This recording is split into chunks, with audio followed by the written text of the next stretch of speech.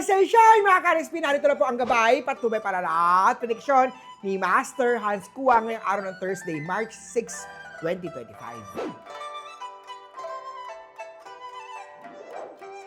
Para sa mga pinanganak ng Year of the Rat, madaming pagsubok ang mga may walang plano. Kaya naman be open to compromise. Purple at 4 ang swerte kay Year of the Rat. Kaya Ox naman tayo, huwag masyado mataray! At baka naman, maging dahilan niya ng away! Lalo na ninyo ni partner. Pink at 7.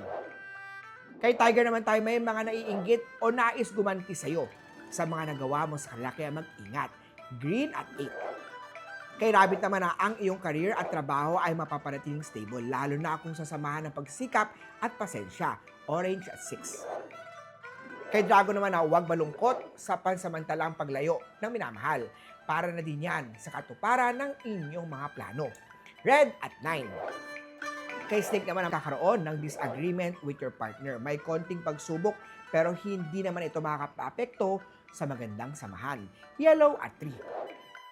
Ito naman kay Year of the Horsey. Kung pakiramdam mo ay nainiisahan ka na, let them be at huwag ipagsiksikan ang sarili. Purple 5 ang swerte kay Year of the Horse.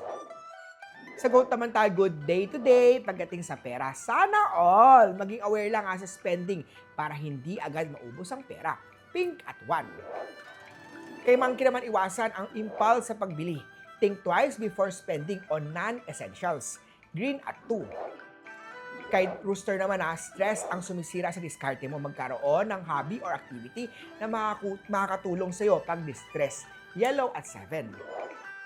Kay Dog naman very competitive ang workplace mo. Huwag nang sumali sa pinagpayabangan dahil wala namang extra bayad yung payabangan na yan. Orange at 4. At sa Year of the Pig naman tayo mag-focus sa self-love at self-care. Ito ang tamang timing na unahin ang sarili. Red at 8. Muli po, ito po yung mga gabay, patnubay para lahat, prediction lamang ni Master Hans Kua. Nasa inyong mga kamay, nasa lalay ang inyong tagumpay. Kaya always be positive at i-claim ang mga swerte, mga ka-RSP.